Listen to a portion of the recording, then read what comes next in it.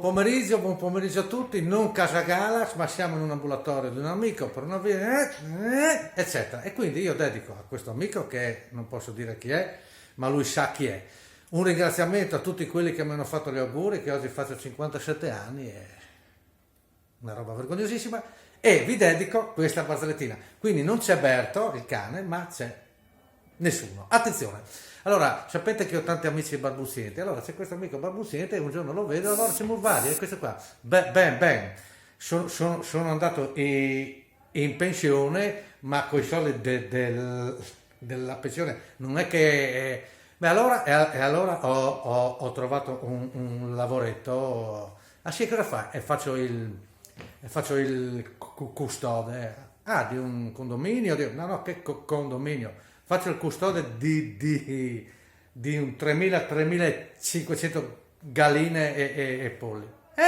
Sì, ma che lavoro?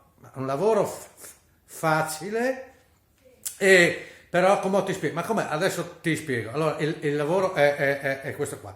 La mattina, no, apri quel portone di questo grande gallinaio e fai co, e tutte le galline vanno fuori. La sera, quando viene il tramonto, fai pio e tornano dentro tutte. Beh, ma è un lavoro facile e mi dan ansia bene.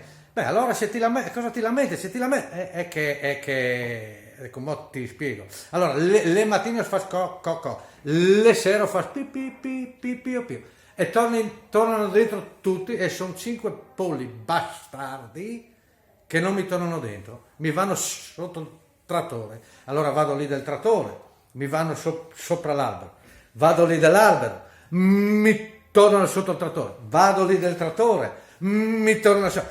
A un certo punto io mi incazzo e gli dico: avete finito di rompermi co, e tornano fuori tutte le altre galline. Signori, un ringraziamento a chi è di fronte a me, grazie Doc, e grazie a tutti da Casa Gala, una roba vergognosissima, un compleanno diverso, grazie a tutti voi, ciao.